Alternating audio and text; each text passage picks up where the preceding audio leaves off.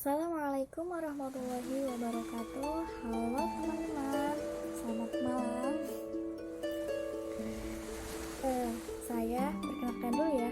Saya Elis Maratun Solihah dari kelas D semester 5 dari Prodi Matematika IAIN Nurjati Cirebon. Oke, sekarang kita akan membahas sedikit tentang materi trigonometri. Langsung saja ya. Nah, kali ini kita akan membahas tentang trigonometri. Apa itu trigonometri? Trigonometri adalah ilmu matematika yang mempelajari tentang hubungan antara sisi dan sudut dalam segitiga. Trigonometri merupakan nilai perbandingan di definisi pada koordinat kartesius atau segitiga siku-siku. Nah, dalam trigonometri itu sangat dikenal dengan istilah sin, cos, tan. Ketiga hal ini sangat berkaitan dengan trigonometri. Oke, kita mengenal satu persatu ya. Oke teman-teman, karena tadi tulisannya terlihat jauh, tidak jelas, maka saya pegang tangan di sini. Kita lanjut ya. Kita akan mengenal ketiga istilah ini. Istilah yang sangat lekat dengan trigonometri. Bagaimana kita mengetahui nilai daripada sin, cos, dan tan ini? Oke, pertama kita menamakan segitiga ini sesuai dengan arah alfa. Di sini kita namakan dengan depan atau D. Artinya itu sisi terletak di depan alfa. Kemudian yang ini atau yang ini atau samping.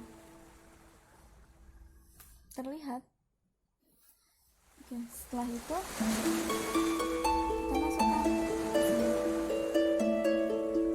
Yang kedua, setelah mengetahui penamaan pada segitiga ini hanya berlaku untuk segitiga siku-siku saja teman-teman, tidak dengan segitiga lainnya. Kemudian yang kedua, apa sih hubungan antara sin, cos, dan tan ini? Pada segitiga ini, apa hubungannya? Nah, hubungannya itu bisa untuk rumus di sini, memasukkan rumus di sini. Sin berarti depan dekat depan kiri atau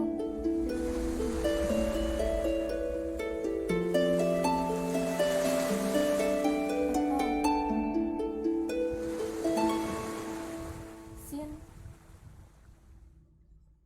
min demi.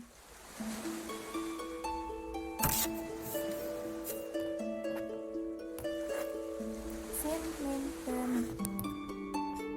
Kemudian yang kosinusnya sami, berarti sami ini ya, cos sami. Samping ini berarti cos minus sami. Kemudian yang tangan demi apa desa ya, demi kan sudah desa. Atau kan desa. Oke teman-teman, hanya cukup menghafal rumus ini saja ya. Kosami dan desa. Kita langsung ke contoh pembahasan saja. Contohnya misalkan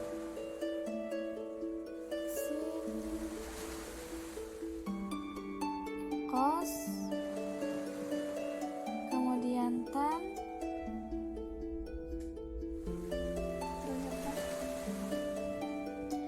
misalkan D-nya itu 3, depannya 3, sampingnya 4, miringnya 5. 3, 4, 5. Sinnya berapa? Sin alfanya berapa?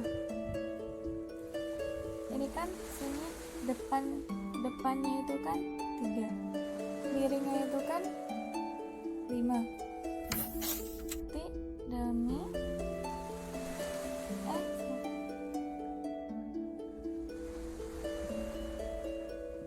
sama dengan 3 per 5. Kemudian yang cosnya sami berarti kan 4 per 5. Untuk tangannya desa berarti kan 3 per 4. Seperti itu. Nanti teman-teman bisa dicoba. Oke, selanjutnya yaitu tentang sudut istimewa. Ternyata trigonometri memiliki sudut istimewa. Di sini ada sin kostan dengan 0, 30, 45, 60, dan 90. Teman-teman harus mengingatnya ya, biar lebih mudah untuk dalam pengisian soalnya. Bagaimana mengisi daripada tabel kosong ini? Pertama, kita urutkan angka 0 sampai 4. 0, 1, 2, 3, 4. Kenapa? Ikuti aja dulu. Setelah itu kita kasih akar. Di sini akar 0, akar 1, akar 2, akar 3, akar 4. Setelah itu kita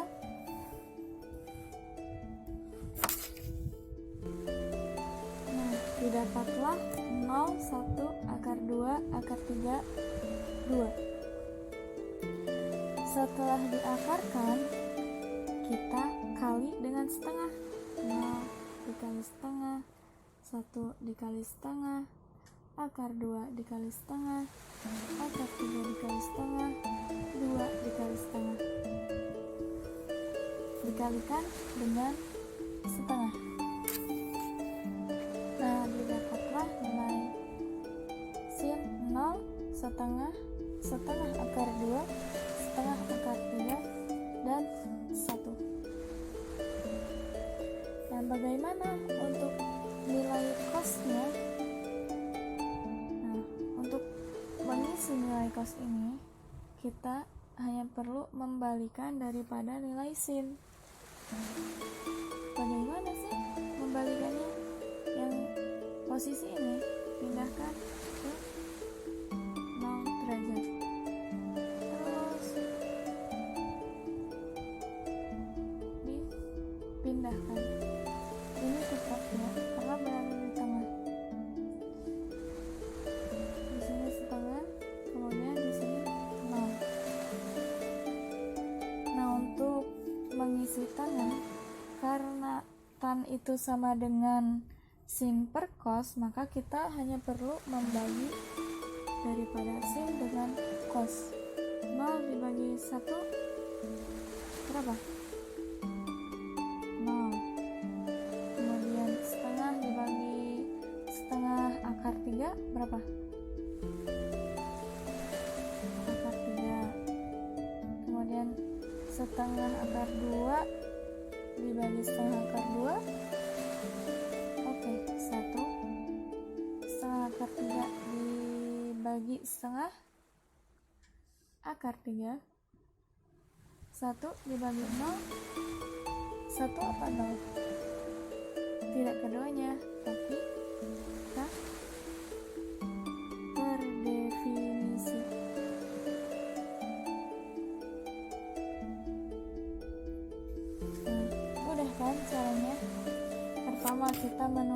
kuadran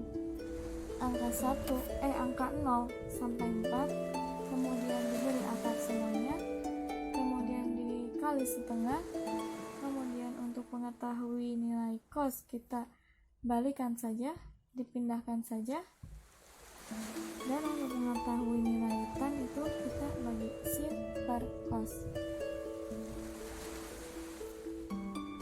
Oke, selanjutnya itu membahas tentang kuadran. Kuadran itu apa sih, teman-teman? Ada yang tahu?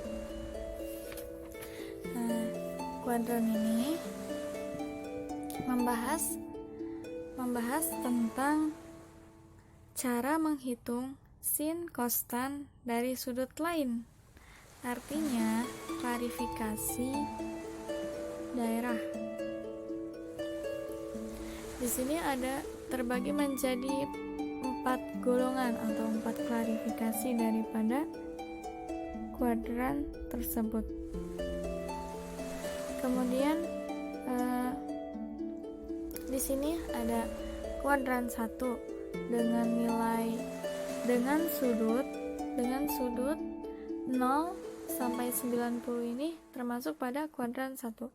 Kemudian di kuadran 2 ada sudut 90 sampai dengan 180. Kuadran 3 180 sampai dengan 270, dan kuadran 4 270 sampai dengan 360. Nah, jika lebih dari 360, maka dikurangi sampai berada di antara 0 sampai 360 sudutnya itu ya. Nah, perlu diingat juga pada kuadran 1 semua sin cos tan itu positif. Kemudian pada kuadran 2 hanya sin yang positif. Pada kuadran 3 hanya tan yang positif, selainnya negatif. Dan kuadran keempat hanya cos yang positif, selainnya negatif. Mudah dipahami ya teman-teman, perlu diingat juga. Nah, oke teman-teman, tadi kan sudah sudah disinggung tentang definisi, kemudian sudut istimewa, sampai kuadran. Kita sudah membahasnya ya. Kemudian pada penerapan trigonometri di kehidupan sehari-hari itu banyak sekali loh. Salah satunya, kalian pernah gak sih mikir bagaimana para astronot mengukur jarak bintang ke bumi, bintang ke benda, kemudian bintang ke satelit? Bagaimana coba mengukurnya? Apakah dengan penggaris, atau meteran, atau oleh Spiderman? Tentu tidak ya.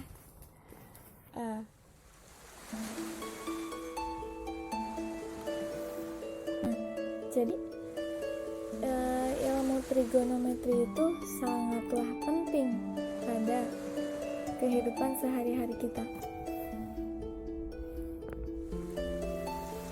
Mengapa?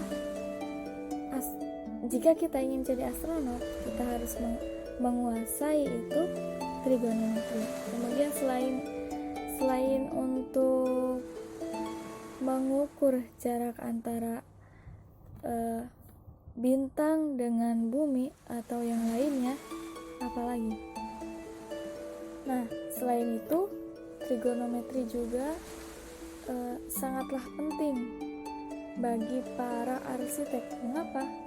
Karena dengan trigonometri para arsitek dapat menghitung beban kemiringan tanah, kemudian bayangan matahari dan sudut cahaya, kemudian dapat mengukur tinggi bayangan pohon atau tiang bendera, seperti itu. Jadi trigonometri ini sangatlah penting di kehidupan sehari-hari, sehingga kita harus menguasai materi ini. Bagaimana cara menguasainya? Kita harus memahami konsep trigonometri itu sendiri. Konsepnya dulu kita harus paham, kemudian bisa mengerti tujuan daripada materi yang kita aji ini. Oke? Mungkin cukup sekian penjelasan dari saya.